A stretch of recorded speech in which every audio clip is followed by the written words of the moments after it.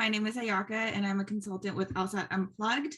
Thank you for joining us today on this YouTube video or podcast, whichever one you're listening or watching. We have the great pleasure today of having Velo from Life at Harvard Law, the YouTube channel, here with us, and he's going to kind of talk us through, his application experience as well as his life at Harvard Law. So thank you for joining us. I'm going to hand the mic over to you, just so you can do a little intro, and then we'll kind of get started into the questions. Hey everyone, yeah, thanks so much for tuning in. I said, my YouTube channel is Life at Harvard Law. I'm a first generation college student. I went to UC Berkeley for undergrad. Yeah, I moved around a lot growing up, but I eventually came to California for high school. And I'm repeating myself, but went to Berkeley, and I kind of thought maybe I would go to medical school. And then I looked up the requirements, and like a year of physics, year of chemistry. And so I was like, I feel like that is not for me. And so then I actually took this class with Professor Sonia Calciel at the law school. And I really just like thought it was so interesting, especially like it was like gender sexuality in the law. And I was surprised at how recent some of the cases were and all of that. So I thought maybe law school would be interesting. And so then I interned for a criminal defense attorney's office in Los Angeles. She was actually one of the co-counsels for the OJ trial, which was really cool to kind of be under her wing. And then from there, I shot my shot in the law school application process. And now I'm going to be in my final year at law school. Wow. So just kind of going big picture here, what kind of, I know you said you shot your shot, which I encourage everyone to do, but what kind of prompted you to consider sending in your application to Harvard? Because, on everyone's list, it's almost on everyone's list, right? When you ask, like, where are you applying? Almost everyone's like, yes, Harvard. But what prompted you to do that? So I apply. Well, I honestly I always believe that if you you have a no if you don't even try. So it's always worth applying. Like I applied with no intention or like belief that I would like get in. But I was like, you know what, like why not at least try? And I think that just goes to show that you never know what happens, and you should really try to do that. But what initially really attracted me was the dual degree program, which I actually didn't end up doing. But there's like a program where if you do an extra 6 months, you get a JD degree and an LLM program. You do an exchange with the University of Oxford/Cambridge. And obviously like just the name Harvard, like and Legally Blonde and all of that was also like just a very motivator to apply. Just thought that would give me a lot of opportunities, and it really did. I think over the last 3 years or 2 years, 2 years. Right. Okay. And so once you've decided to kind of apply to Harvard, was there anything in particular that you had to do for the application, or was it just kind of, the law school application in general, that, it's not too many moving parts. There's a couple of things that you have to consider, but was it in general a pretty normal application experience for you? How was that? Yeah, so I was just I had to do everything on my own. I was very lost. So I was like all these different components. I had to do what LSAC and LSAT, like all these different things. So like I would do a lot of research and like read on like the Harvard website. They actually have like kind of explaining a little bit about what each section is. And so basically there's like a few key components. You have your personal statement, the optional essay / diversity statement, the LSAT.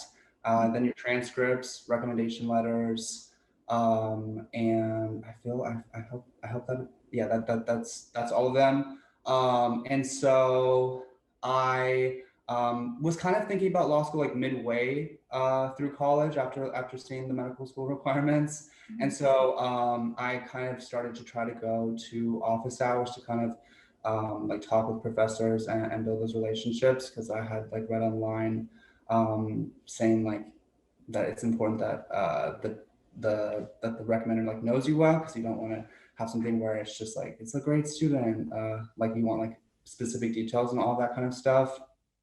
So I tried to do that prep ahead of time. I also tried doing the LSAT. Like I kind of got like a little book and started kind of like just making my way through that and like seeing what it was. But other than that, it was kind of just like winging it through it. I did my best, and that's kind of like why I created the YouTube channel, because I wish that I had like someone that I could talk to. So I kind of tried to provide that resource. Yeah, and I would love to get back to your YouTube channel, but before we do that, I loved your comment about, kind of building a relationship with your professors. You and I know, I actually went to UC Berkeley as well. So you and I know the school's huge, right? You have some classes that are in different rooms because they don't fit all the students in. And then as you get into the, more advanced classes, they get smaller, but the importance of kind of building that relationship. And you got students who are very nervous to do that. Do you have any kind of tips on how to get close to a professor, or how to kind of build that relationship so they can be better prepared to write a letter for you?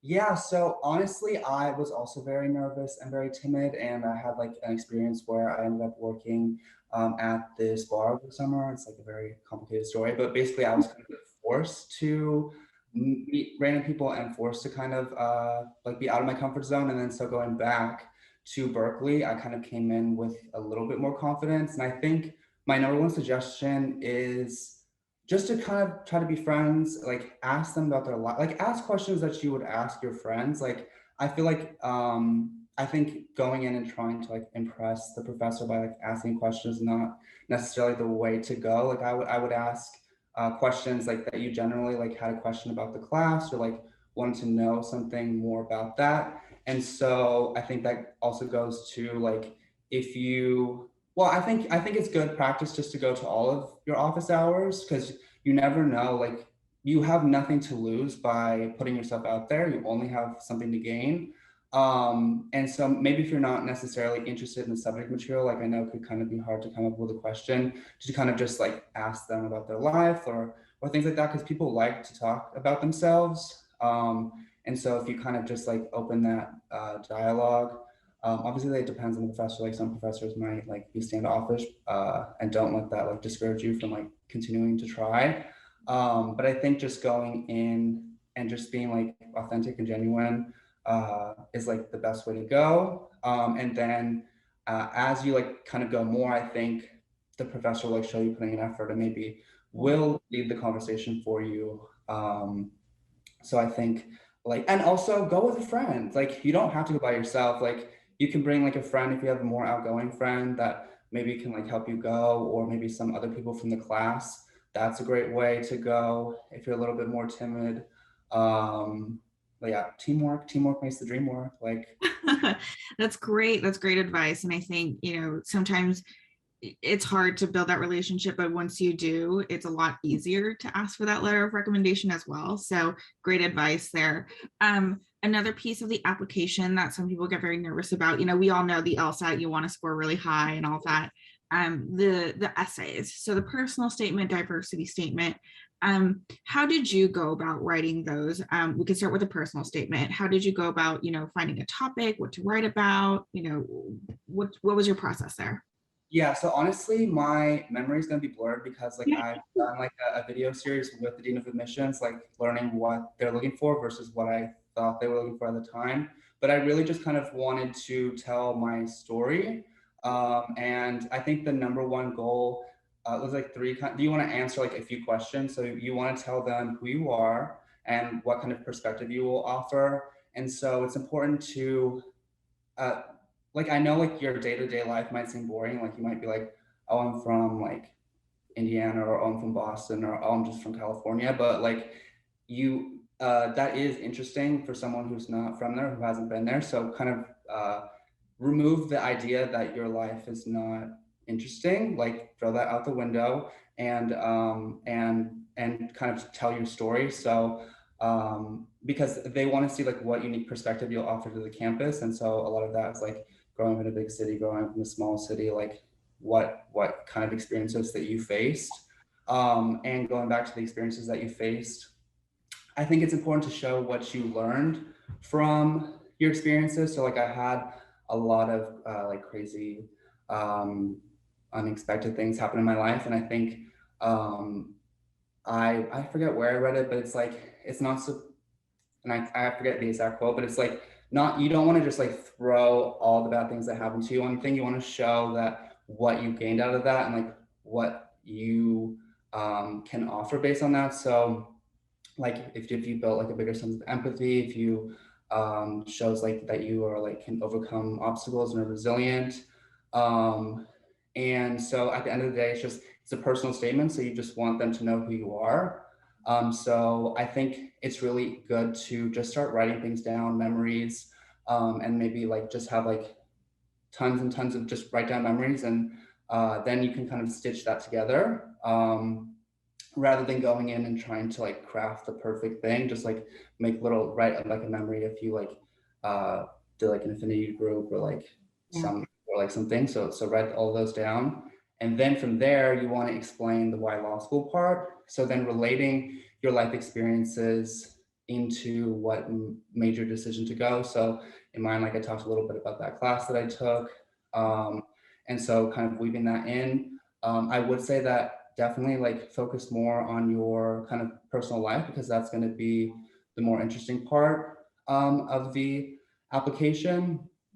And then also like why law school is the next best step for you in your career. So I think like driving home that point will is like beneficial for a number of reasons. But one, it's like if you show like your experiences and why you want to be a law, I think the law schools will be like, oh, like I wonder what they will go on to do, or something like that. So I'm rambling at this point, but who you are and like what unique perspective you offer to campus, why you want to go to law school and kind of like what drove that, and why like what you want in the future. Yeah. Yeah. And then back to the diversity statement. Obviously, my stuff is like all kind of like Harvard geared, but the diversity statement is just another opportunity to talk about yourself. So definitely don't give up that opportunity, because you want to be able to tell them as much as possible. Also know that Harvard reads all of your application materials, like they're not going to skip anything. And so knowing that, like, don't repeat things that were in the personal statement. Use it as an opportunity to either go deeper into something that you talked about or something that they don't know about. And the word diversity, like it can be anything. It doesn't have to be like LGBT or like affinity group or like something like that. It's literally like what perspective you're going to offer to the campus. So it could be like if you're like associated with like a religious organization or like other things in your life that can kind of like maybe like add like a unique perspective to the campus and to like the legal profession, write about it. And so kind of like they kind of like work in unison. Like, so the personal statement, you want to hit home like the main points, and then the diversity statement is like another opportunity to talk about yourself. Yeah, and I love the point that you made that, Harvard admissions, they're reading your entire application. They're not going to skip a piece of writing that you've turned in, which is great to know, because then, you can give them a couple pieces of information about you without filling it all in your personal statement, right? Yeah, and that being said, they read your whole application. So the personal statement is, do not like be a recap of your resume. Like leave the each one's like kind of a thing of its own. So use them like accordingly. So if you have like your experiences on your resume, like you don't need to be like, and I did like just to like, if you're proud of something, I know it can be easy to be like wanting to like say it again in the personal statement. But if it's not really related to your central story, then do that. Same thing with like honors or things like that. I think it'll be on the resume or the transcript / resume. So also like keep those separate. Yeah. So you don't need to repeat it over and over and over again in your application. Trust that admissions will read it once and they'll get it. They'll get the gist of what you're saying and all that. That's great advice. And something that, on LSAT Unplugged, the admissions workshops that we do, we talk about that all the time. Give little pieces of the pie, not the same piece over and over again. So great advice there, and I'm glad that Harvard is looking at your whole application and reading every piece of it. I noticed on your YouTube channel you did a video about the interview, Harvard Law interview. Can you talk a little bit about that? Not all law schools have an interview. So just give us a little bit of insight on what that is and how we can better prep for it. Yeah, so Harvard, you can't get accepted without an interview. So everyone that is accepted had to do the interview. And so the interview is the next stage in the process. So kind of panning back to the personal statement and everything, you want to make it so that they want to meet you, because that's the next step of the process. And then the interview is just kind of like get to know you. And like maybe if they had questions about your application, that'll be an opportunity for them to like kind of find those answers.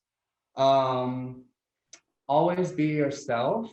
Don't try to be the person you think that the person that you think that the Harvard student is, because they're looking for you. And so I think it can be like easy to kind of trying to like put on like the perfect image of what you think that you should be, but that's not the goal. Because also like you don't want to be accepted as like someone that you aren't truly. So just like that mind, and I think it'll like kind of reflect in the interview. Always trying to be like enthusiastic and like just talk about your like genuine interests. And as far as the questions, I cried after my interview because I thought I had gone so bad. Because basically the times for the interview slots are Eastern time, and I was on the West Coast. So all of a sudden I got a call from the Harvard admissions office, and I was like, hey, like, is this a test call? I wasn't in a suit or anything like that. And so I did that. And so I think from that experience, like I saw that it really is not like how you like dress or how or any of those things. Like you just want to do your best. As far as what to wear, look nice. You don't need to be in like a three-piece suit or anything like that, but you just want to show that you put effort into the interview. But I did it in like just a t-shirt, so I wouldn't recommend doing that. But that's not, don't stress too much about that. They will ask some like kind of strange questions. There are I would search Harvard Law interview questions, and they have a whole list of questions that you can review. One question I got tripped up on was, tell me something that's in your app that's not on your application. And I was like, I put everything on the application that I want, but then we ended up just like talking about how like I did some cooking stuff. So I'm like, I guess like think of other things that you might be able to talk about, because it's like you don't get like a deer on the headlights and like Right, definitely. and then there are some like situational questions. Like one question that I got was, if you want a group project and there's like 5 clones of you, what would the project be like? So like just roll with it, and do your best. I really honestly don't have the I don't know how you, because you don't know the questions ahead of time, so that can be difficult. And yeah. Sorry to interrupt. Do you think it would be beneficial for students or applicants to do a little bit of interview prep, not necessarily kind of answering all the questions that they can, but kind of checking out their presence on camera? I know we're very comfortable on camera nowadays, but like, do you, is your lighting right? It doesn't have to be the perfect lighting, but are you in the right lighting, or is there anything offensive on your t-shirt, or stuff like that?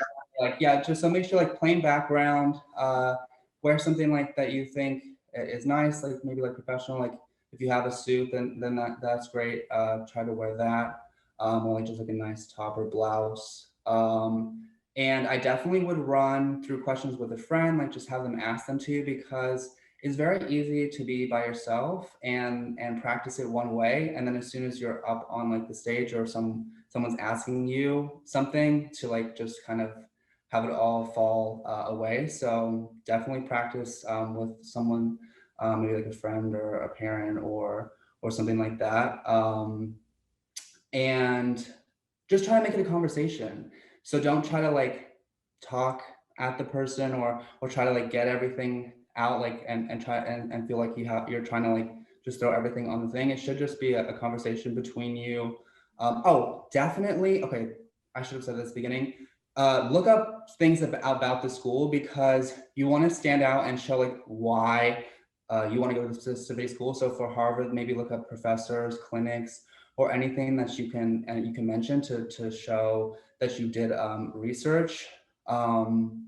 Because if they ask why Harvard and you just kind of say what your interests are, like, oh, I would love to do like criminal things, like that answer would be literally be said by all the other applicants. So you want to make sure that you show that you put the effort to do the research ahead of time. So this is not supposed to be a plug, but the reason I started doing other videos on my YouTube channel was because like interviewing people is because I didn't really know what a clinic was or all these things. It's really hard to figure that out based on just like reading the descriptions on the website. So I would maybe just like kind of research stuff like that. But at the same time, like again, don't feel like you have to be like, I know this about Harvard, I know this about like just like pair it to your interests. Yeah, and we say this all the time. People try to do it in their essays as well. Don't regurgitate facts about the school. The school knows who they are, so you don't regurgitate it. And really kind of make sure that you're genuinely interested because I've interviewed a couple of admissions officers this cycle, and they all say we can really smell it when people are faking it. So you really want to be genuine and like you said, be prepared to answer questions. And so I think that's great advice. Switching gears a little bit, once you gotten your acceptance, what made you kind of say, yes, I actually want to go to Harvard and that this is where I'm going to do my law school career? Honestly, like Elle Woods, honestly, I thought I was that was the goal. I really like everyone knows like the Harvard name. I really wanted to go to Harvard for undergrad and had those dreams crushed when I didn't get in. So I thought also that was a little bit of a deciding thing. The financial aid, they really give a lot of need-based aid. So I actually got like really good funding for that. That being said, they do have the summer contribution, which I did not figure out until later, which we're trying to advocate to get rid of. But over the summer, if you work, they take like 90% of your income over the summer living allowance. And so I didn't know that going in, but still like the financial aid is very generous. And I just thought I would meet the class size. There's 500 people. So you can meet people from all over the world. And like, I was worried, like if you go to a small school and like, maybe you don't make friends with someone or something, like then you're like stuck with this small pool of people. And so I thought like there would just be more opportunities to meet different people. And then yeah, as there's like so many different classes and clinics, and yeah, so that was really helpful. Great. And the summer before, we're all talking about the application, so we kind of get caught up in that. But the summer before the start of the fall semester, did you do anything to prep for law school? There's courses out there, there's tutors out there who say like, you're going to be better prepared if you take this. So anything like that for you? I didn't. I think like I learned it on the go. It definitely would have been helpful to know like the difference between a state court and a federal court and all those things. I had no idea about that. We had Supreme Court Justice Elena Kagan as our original like orientation thing. I didn't know who that was. Like I really did not know a lot going in. So I think it was like a little bit of playing catch up to make people who had like parents that were lawyers or things like that. And so I think to combat that, Harvard released a thing called Zero L, and it's kind of like a series of videos. It's available to anyone, and it's free. So if you have the time to do that, it's like hours of video. So I kind of like try to watch them. but I wouldn't. You're not expected to know anything going in, and I think the best way to learn is kind of to just be thrown into the environment. And so I was able to do everything with like kind of like no baseline knowledge. Obviously, it would be more helpful to have that knowledge going in, but I wouldn't overstress yourself because they're going to give you so much work throughout your first year. I would really just try to take the time to say hi to friends and kind of do all of that before you really are just like reading and doing all of this stuff throughout your first year. Yeah. And kind of switching gears to, your experience at Harvard Law, you know, how was that first year? You always hear the first year is really hard, and sometimes people do great, some people sink. How was that, and how was that different from what you expected going into law school? So I was overconfident. I really believed that I would just kind of like skate on by. It would be just like Berkeley, and I was very wrong. It was nothing of the sort. It was like, so you're just constantly reading, and it's not like just the reading. Like, so class is structured around calling on people through the class, and so you're in a room full of all your peers, and the professor calls on you like you don't want to not know about the case. And so it's like not just like knowing facts about the case, but like being able to bring an opinion about it, which really involves like knowing what happened. So I built so many skills from that experience. I think I've become more confident, and like just it's and helped in a lot of areas of my life. And so I would just know that it's going to be really difficult, but make a community of friends, because you're all going to be going through the same experiences together. So I think building community is a really important part of the 1L experience. I would also try to, before you go to law school, like write down some of your interests, and like kind of like make a list of your values and things that are important to you and things that you enjoy doing, because I can't like once you start law school, you're doing so much work that you kind of lose a lot of the time to do the things that you did before. So I think like remembering those things is really important. Also, just so that you don't don't not lose who you are, but like still remember like the things that you like to do in your free time. Sure. And did you enter law school with like an idea of what type of law you wanted to do, or what area you wanted to know? Oh, oh yes. No, I had no idea. I honestly, so like my pageant answer about like the law school, like the class that I took and everything, that really did drive me to go to law school. But I also was at a point where I didn't know like kind of what I wanted to do. I thought law school could be a great tool to have because you can like go to business, or you can work like as an advocate, or all these other things. So I thought like you couldn't really go wrong with the education, but I had no idea like kind of what like a law firm was, what they do, or anything about that. And so I think uh, don't feel bad if you don't know like what you want to do. I still like I have like so many interests still, and it's hard to narrow down.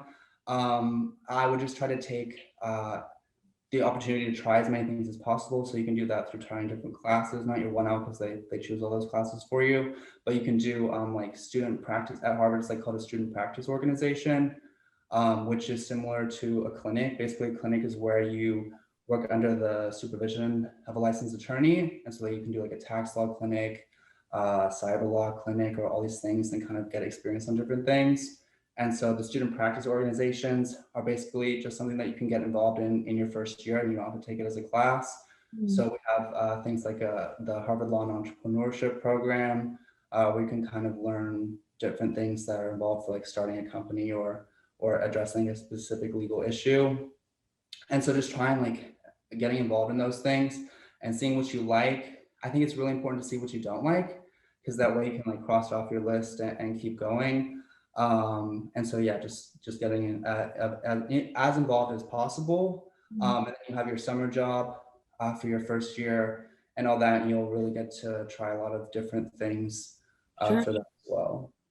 Yeah. So what I'm hearing is, you will be busy with your classes, but you also need to get involved and kind of put yourself out there to figure out what you like and what you don't. Great. I know you talked a little bit about the clinics. I know Harvard offers clinics, clerkships, all of that, and I know you have some very good videos about it on your YouTube channel, but can you kind of run us through what exactly those things are and, how we can go about choosing, maybe not what's right, but how we can go about doing those in our law school career? Yeah, definitely. So Harvard has two advising offices. One is the Career Services Office, which is kind of more private sector jobs. Mhm. So a law firm, which basically are these like, I don't even know if it's a company, but like a partnership, and they do all sorts of things. They help companies. So they'll be like working on things where one company is buying another company. And so even involved in that, then there's like different departments that kind of all work together. So you'll have like a tax department that's working like the tax issues, like IP technology working on those issues. And so like they kind of either are working on separate projects or all working on one project. I would definitely recommend um, a law firm just because I think you get to try so many different things. So even if you don't necessarily want to work at a firm, you get the experience and learn about different things. And then maybe you can like the next summer explore those interests more narrowly at a different organization. If you're like interested in the private sector, then there's public interest. So we also have a career services office that will help you with that. And also for both, there's like a list of Harvard students that worked at different places. So you can like kind of see what their experiences were, what they liked it, what they recommended, kind of like get a little bit like insider information on it. And so public interest things, we can work at like a district attorney's office or like, so for like defending people, you could go to a prosecutor's thing if you're into that kind of thing. And then all sorts of different advocacy things. Like I worked at a internet law clinic in Canada remotely from Amsterdam. Wow. All sorts of things, but so that was really fun. I got experience writing and like researching different international laws and everything. And so there's just like so many different things that you can do. I think meeting with advisors is really helpful and kind of doing your own research. Then there's a clerkship, which is typically like a after graduation job. That's basically where you're working for a judge. You can work for like a district court judge, which is the courts that are doing the first round of the cases. And then after that is like the appellate level judges, which then kind of deal with cases where they're appealing that first court's decision. And so I did that and I'm still currently doing that for my half of the summer this year. Mine is like it's not a clerkship, it's like an externship. So it's kind of like doing the same thing, but it's you kind of apply directly to the judges. There's also resources for that through the school.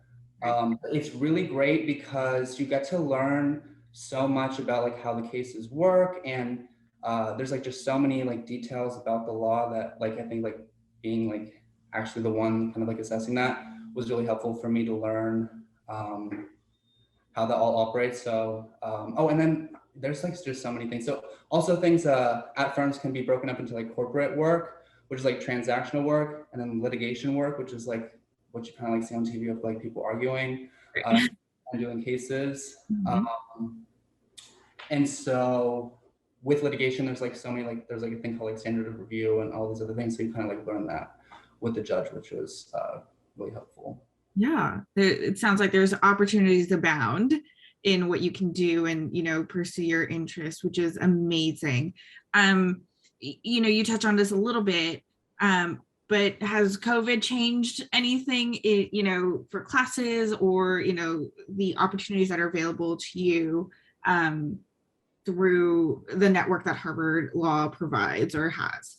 Yeah, so honestly, I feel like very fortunate kind of that we had this experience a little bit because I'm a little bit more just like nervous in class to like speak. So by being behind like a screen, I think what I could, and like not having to like stand up and like or like talk in front of the whole class, I think it was really easier for me to talk in class and like hear the professor. And then like just reaching out to people, it was really helpful like for like networking. Just doing like cold call emails I think is great because people like I think get excited when someone reaches out to them. And so just like I think keeping that as we go back in person is really great. Just like meet people.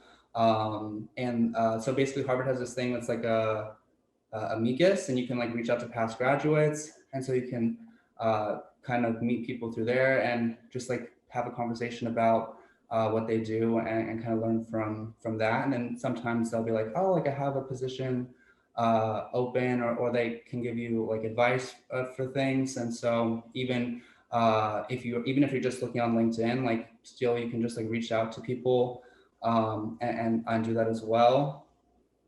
And I think like separate from the law school side of things, but showing that we can work remotely, I think was one positive thing that came out of this. I think the especially like in the private sector, I think they can try to really like give you all this work and have these long hours. And so kind of like balancing life a little bit more, I think coming out of this will hopefully maybe have like more remote days, which is also good for less emissions, like unnecessary transportation and everything. So I think that overall, I think the law school will kind of keep on to the good things that have come out with all this craziness. Yeah. And have you seen that happen? Like our classes, I'm hoping they're, there's some in person back, but are there remote stuff? Yeah, so we're back in person for now. I haven't had any of my classes yet, but I think when I first came to the law school, I think when people are nervous, maybe they can be a little bit more standoffish and things like that. But I think like being deprived of all this social interaction, like people are a little bit more inclined to meet each other. So I've noticed that people are just like more friendly and actually like and say hi, which is great. But also I think like maybe going in, I thought maybe Harvard would be a little bit more like cutthroat or things like that, but everyone is genuinely like really open and collaborative, especially like with school stuff. But I think even now that it's just even more open as far as like social aspects of things. That's great. And good things, or at least there's a silver lining coming out of the pandemic. If you could, I know you're, going into your third year of law school, and I know after that you have the bar exam, but if you could talk to yourself when you were applying, or when you were considering applying to Harvard, anything like any advice that you would give yourself if you could go back in time? Yeah, so honestly, I would give myself this advice, but I think everything kind of works out because I was a little bit more hard on myself. So I wouldn't want to like take away that. But I think going back and just for anyone who is applying, like to know that if you don't get into Harvard, if you don't get into Ivy League, like I think Harvard makes a lot of opportunities, it like facilitates it a little bit more because I think like when I went to Berkeley and applied for things, like I got asked like a lot more questions and things, but like when people like just see the Harvard name, I think that goes a long way, especially with all the connections that you build. But you don't need those connections to pursue your dreams. You don't need like a school to do that. If you get like a really good LSAT score, like financial aid package somewhere else, that is great. Like I think I wouldn't let like because at the end of the day, it is really up to chance. There are so many great applicants, and there's only so many spaces. And so just knowing that I got lots of no's in the application process, and so not taking that as a personal thing that like you did something wrong or that you weren't good enough, and that like some like just to just keep going and this is like I'm rambling at this point, but just don't be hard on yourself, and just do your best, because like that is all that you can do. So do all the preparation, like research, practice the interview questions, look at sample personal statements, and help and use that to like showcase who you are, and like make sure you don't have like do like lots of reviews on your resume and all that stuff. But once you've done all of that work, like just kind of let it go and see how everything turns out. That's great advice, not putting too much pressure on yourself to make everything perfect. And that's great. Last question. I know we've been going a little bit. What is your favorite thing about Harvard Law School and what you've gained out of your 2 years there? My favorite thing is probably the friends that, I know it sounds so cliche, but the friends that I made along the way. I've made a lot of great relationships, and there's just so many impressive people at the school that I feel like it's I'm always trying to like catch up a little bit to my colleagues and classmates, but I think that really helped me.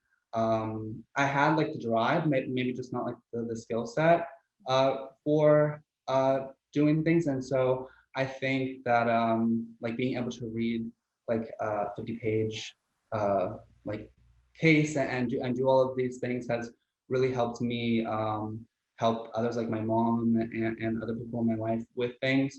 And so I think I'm glad to be able to do that and help to continue being able to like use this law degree to help people, and especially like when people like try to like exploit like landlords and all these things, like they think that you won't know the law or stuff like that, being able to say like, wait, no, like Yes. yeah. So yeah, just like the skills that you build and then the confidence that comes after with that. That's great. Well, thank you so much for talking with us. This was wonderful, and I've learned so much about, applying to Harvard as well as, life at Harvard. So I know your YouTube channel, Life at Harvard Law, check it out. It has really good videos on it. Can you remind us of your Instagram as well?